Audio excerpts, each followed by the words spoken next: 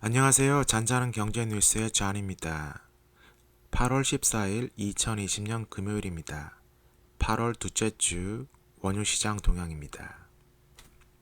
구독과 좋아요, 알람, 후원 부탁합니다. 앞으로도 더 좋은 영상 올리겠습니다. 후원 정보입니다. 튜네이트 또는 페이팔로 후원 받습니다.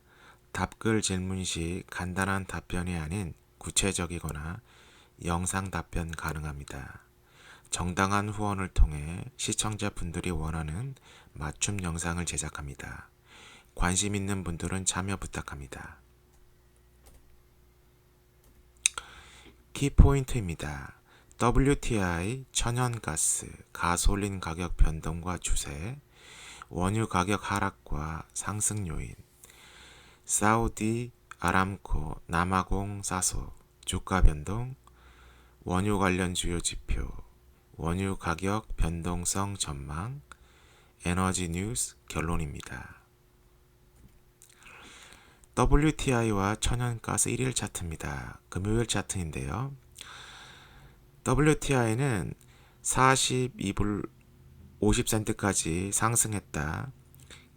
41불 80센트 이하로 하락하다 42불 2센트로 장을 마감합니다. 평소와 다른 면이 없이 하락했다 다시 회복하는 추세를 보였고요.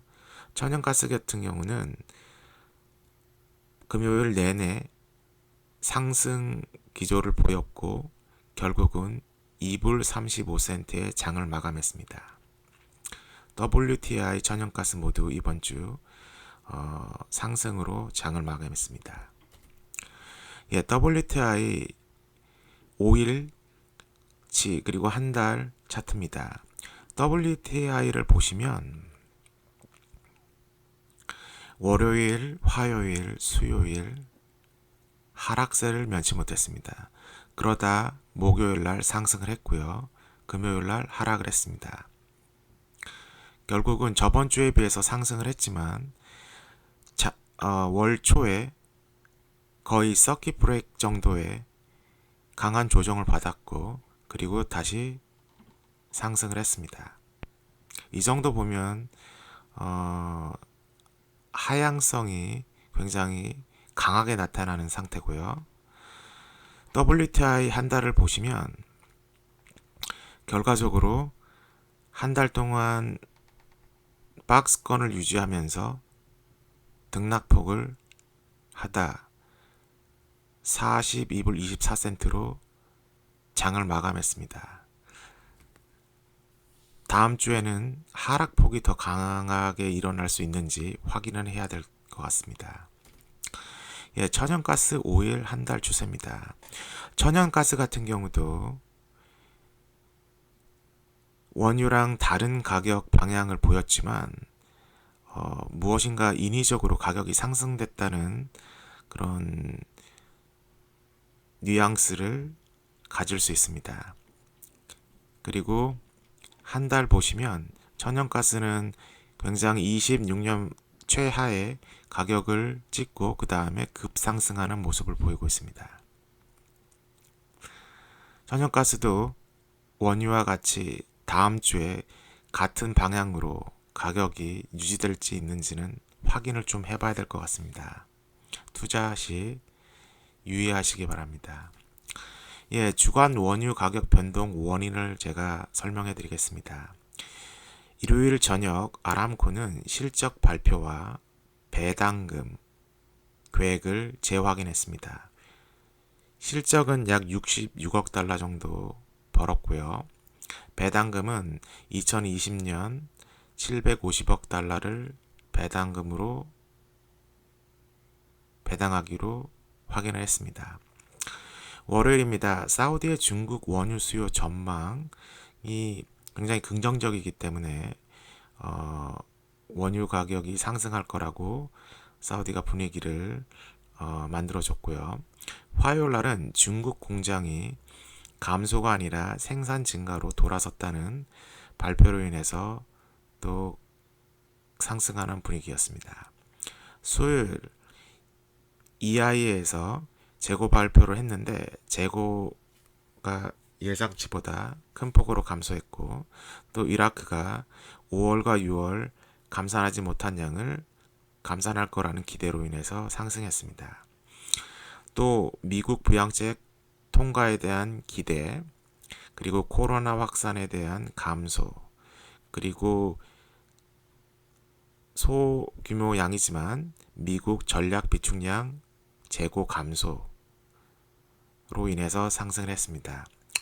목요일 베네수엘라가 생산이 감소하는 상황에서도 불구하고 수출량을 늘리고 있습니다. 물론 그 전에 생산됐던 크루드 오일을 수출하지 못했다가 지금 수출하고 있는 거겠죠. 그리고 디젤을 크루드와 교환하는 그러한 사업을 인디하고 추진하고 있습니다. 크루드 오일을 주고 부족한 디젤을 받는 거죠. 그리고 금요일 러시아 국영 석유 회사인 로스네프는 흑자로 전환했습니다. 약 6억에서 7억 달러 정도 되는 금액이고요. 원유 가격 하락과 상승 요인, 원유 가격 하락 요인을 보겠습니다. 9월 가솔린 수요 둔화로 인해서 재고 증가에 대한 우려가 있습니다. 이번 주는 가솔린 가격 하락폭이 적었고, 그리고 재고량도 전주에 비해서 감소됐습니다. 하지만 9월 이후에는 약간 의문시되는 상황입니다. 중국과 무역 마찰, 또 신규 부양책에 대한 지연으로 인해서 원유 가격이 하락할 수 있는 상황이고요. 현재 오펙의 6개 산유국이 감산을 하고 있다고는 하지만 앞으로도 감산을 계속할지와, 그리고 감산 불이행이 조짐되는 상황이 본격화되고 있습니다. 6개국은 알제리아, 이란, 이라크, 리비아, 나이지리아, 베네수엘라. 현재 이라크와 더불어 알제리아는 IMF의 금융 지원을 신청한 상태입니다. 또한 미국과 인도의 코로나 확진자 급증에 대한 불안감으로 하락 요인이 될 수 있고요. 또한 그로 인해서 미국 실업자 숫자가 계속 증가되고 있기 때문에 원유 가격 하락을 이끌고 있습니다. 원유 가격 상승 요인은 정유 업체가 가솔린과 디젤을 재고를 잘 조절하고 있고 하락을 유지하고 있습니다. 원유 재고가 하락이 됐고요. 약 450만 배럴 하락했습니다. 전주에 비해서. 사우디, 사우디가 중국과 아시아에 대해서 원유 수요 회복 증가에 대한 기대의 전망치를 내고 있습니다. 미국 석유 전략 비축량이 소폭으로 감소를 했습니다. 약 40만 배럴 정도 감소했고요. 신규 부양책에 대한 기대감, 트럼프가 행정명령으로 통해 익세큐티브 오더로 행정 오더를 내려서 주당 600불은 아니지만 400불을 더 주는 걸로 해서 어떻게든 부양책을 내놓으려고 하고 있습니다. 그리고 백신 개발에 대한 기대. 이번엔 아람코 오일 차트에서 를 한번 보겠습니다. 아람코 같은 경우는 현재 상승을 했습니다. 이번 주는 저번 주 일요일 날 실적 발표를 했고, 그로 인해서 상승 기조를 소폭으로 유지했다. 원유 시장 셀러프로 인해서 조정을 받고 목요일, 금요일 상승을 했습니다. 아람코 한 달 차트를 보겠습니다. 아람코 같은 경우는 현재 한 달 전과 비해 가격이 상승을 했습니다.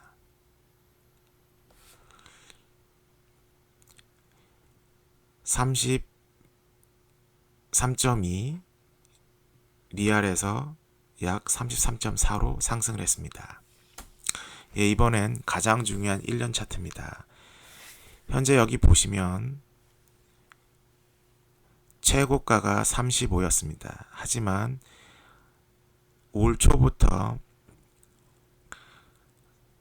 코로나 바이러스 중국의 셧다운으로 해서 서서히 감소하고, 그러다가 미국의 셧다운으로 감소하고, 그리고 WTI 선물 마이너스 가격이 책정되는 상황까지 하락을 했습니다. 그러다 6월물부터 계속 상승을 하다 약 2개월 정도 만에 원상을 회복했습니다. 미국이 셧다운 하기 전이죠.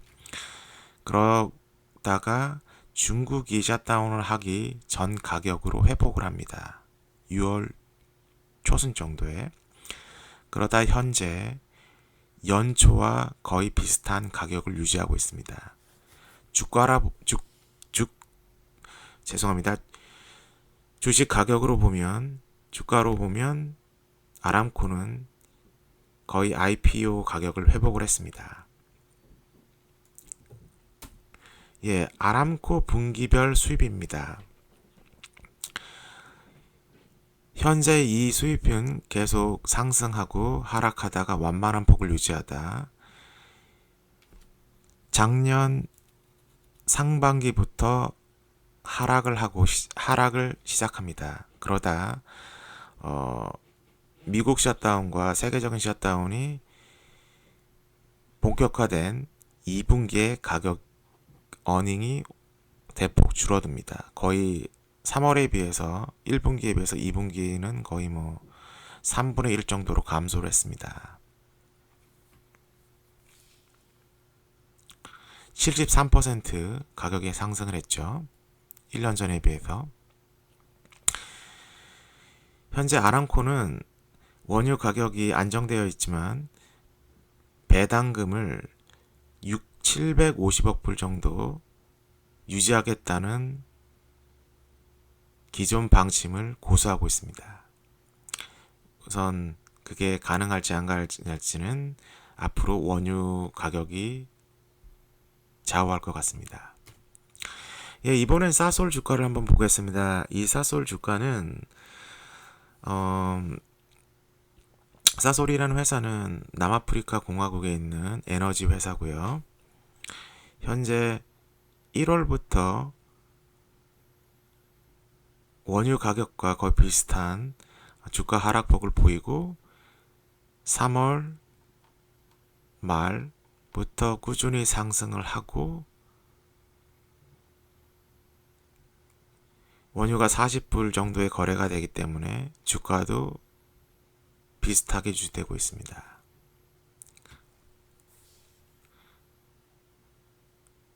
이사솔 가격을 보여드리는 것은 주로 미국, 영국, 서방계 국가의 메이저 주가와 아람코 그리고 제3세계 남아공 기타 에너지 회사의 주가 동향도 보여드리면서 원유 가격에 대한 변동에 대한 주가 변동에 대한 그리고 회복에 대한 이해를 약간 좀 넓혀 드리려고 보여드렸습니다. 예, 이번엔 주요 지표에 대해서 알아보겠습니다. 예, 활동 중인 릭인데 시추 시설이죠. 미국은 저번 주에 비해서도 3개가 줄었고요. 작년에 비해서 거의 700개가 줄었습니다. 굉장히 무분별하게 드릴을 했다는 거죠. 캐나다는 지금 7월 초부터 현재까지 꾸준히 증가하고 있습니다.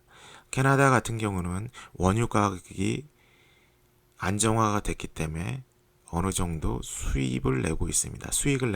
하지만 작년에 비해서 거의 60, 70%까지 하락을 했죠. 그리고 인터내셔널은 한 달 시차가 있습니다. 역시 38개. 작년에 비해선 419개가 하락했습니다. 예, 정유 공장 가동률입니다. 이번 주도 저번 주에 비해서 약간 정유 공장 가동률이 증가했고요. 무엇보다도 가솔린과 디젤 재고량이 감소되고 있습니다. 하지만 제트유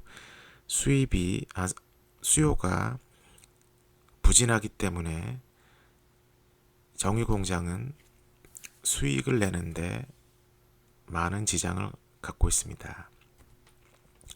예, 이번에 미국 실업 상황입니다. 현재 보시면 전주에 비해 120만 명에서 약 100만 명이 안 된 96만 3천 명인데, 이게 신규 실업수당을 신청하는 사람이다. 물론 신규로 신청하는 사람들이 감소됐기 때문에 긍정적인 신호긴 하지만, 현재 총 실업자 수는 약 3천만 명에 육박하기 때문에 현재 고용 환경이 호전됐다고 볼 수 없습니다. 그렇기 때문에 트럼프가 어떻게 해서라도 경기 부양책을 내려고 하고, 그리고 실업수당을 조금이라도 더 주기 위해서 노력하고 있죠. 예, 에너지 뉴스입니다. 달러 약세로 주요 원자재 가격이 상승을 했고요. 이번 주는 약간의 조정을 받았습니다. 조정을 받은 이유는 원자재 가격에 투기 세력인 헤지펀드와 그 밖의 기타 세력들이 마진콜을 충족하기 위해서 원자재 가격이 대폭 하락을 했습니다. 상승했다, 대폭 하락을 했습니다. 물론 달러 약세로 인해서 어느 정도 지지를 받았지만, 이번 주는 달러는 약간 보합 수준이었습니다. 미국 시추 상황을 보겠습니다. 2003년 이후 최저치를 기록했고요. 현재 전주에 비해서 3개가 감소했고, 캐나다는 7개 상승, 원유 가격 상승으로 인해서 어느 정도 채산성이 있기 때문에 다시 시추를 시작했고, 국제적으로 보면 38개가 감소했습니다. 다시 말해서 현재 생산량이 감소했어도 현재 40불 원유 가격에서는 도저히 수익성을 갖고 프로젝트를 개발할 수 없기 때문에 계속 감소하는 상태입니다. 주요 메이저 동향에 대해서 보겠습니다. 사우디 아람코는 66억 불을 2분기에 흑자를 냈고요. 연간 배당금은 750억 불 배당하는 걸로 고수했습니다. 또한 미국으로 수출하는 원유를 양을 감소했습니다. BP는 중앙아시아의 아르제 프로젝트에서 2020년 상반기에 생산량을 감소했습니다. 8% 정도, 약 4만에서 5만 배럴 정도 감산했고요. 사솔 같은 경우는 감각상각비가 63억 불을 기록했습니다. 그렇지만은 아까 이전에 보여드리는 차트와 다르게 주가가 계속 박스권에 유지하고 있습니다. 또한 신규 개발 예산을 대폭하고 배당금, 기타 등에 대한 조정을 보여줄 것 같습니다. 러시아의 로즈네프는 국영회사죠. 또한 브리티시 페트로리엄 BP가 지분의 40%를 보유하고 있습니다. 러시아 로즈네프는 약 70억 불 흑자로 전환했고요. 작년에 비해서 생산량은 13% 감소했습니다. 13% 감소했는데 흑자입니다. 미국 정유업 가동률 증가와 원유 재고 감소, 생산량 감소 및 경제성에 따라 그나마 빠르게 움직이고 있습니다. 생산자가 생산 수요를 제대로 예측하지 못해서 공급 과잉이 되고 있는 상황에서 실제로 원유를 구입해서 정제 제품을 만드는 정유업이 그나마 경제적인 논리에 따라서 시장을 가격을 재조정하고 있습니다. 사우디, 중국 및 사우디아라비아, 중국 및 아시아의 수요에 대한 긍정적인 발언. 사우디는 수익을 계속 낼 수 있다는 거죠. 그렇게 된다면 러시아도 계속 수익을 낼 수 있다는 걸로 볼 수 있습니다. 사우디가 생산가가 러시아에 비해서 싸지만 사우디 국민들을 먹여 살려야 하기 때문에 재정이 거의 100달러 이상으로 맞춰져 있습니다. 러시아 같은 경우는 사우디에 비해서 생산 가격이 비싸지만 수송 능력과 수송 수단, 그리고 사우디보다 다변화된 산업을 갖고 있기 때문에 흑자 브레이크 이븐 포인트가 사우디보다 낮습니다. 40대 초반이면 러시아 같은 경우는 계속 해볼만 합니다. WTI는 40대 초 40불에서 42불, 43불 그 사이로 계속 거래가 되었고요. 브렌트 같은 경우는 40불 중반에서 꾸준히 거래되고 있습니다. 브렌트가 WTI보다 변동성이 적고 더 가격 회복이 빠릅니다.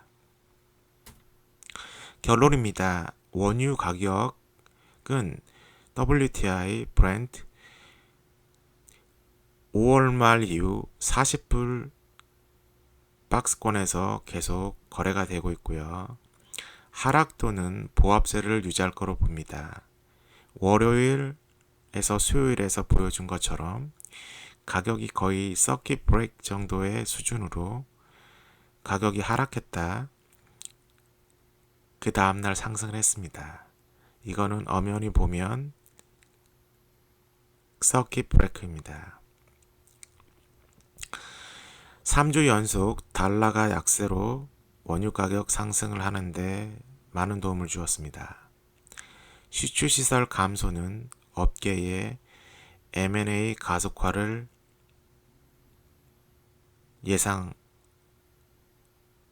예고하고 있습니다. 캐나다 7월 이후 연속적으로 7개가 증가되었습니다. 미국과 세계는 3개 감소, 세계는 38개 감소를 했습니다. 결국은 현재 캐나다를 제외한 많은 지역에서 시추시설과 활동을 중단하고 있습니다. 원유 공급 과잉과 원유 수요 감소. 현재 많은 감소량을 보이고 있지만 현재 원유 공급 과잉은 여전합니다. 또한 수요가 감소되는 상태이고 오펙 같은 경우는 7월 이후 8월 초부터 약 150만 배럴 증가되는 상태에서 기본적으로 생산하고 있고 6개 오펙 국가들 중에 불법으로 증산할 수 위험이 커지고 있습니다. 재정 적자로 인해서 더 싸게라도 더 많은 원유를 팔아 재정 적자를 메꾸려는 상황이고요. 정유회사 8월 이후 휴가철이 끝나는 시점에서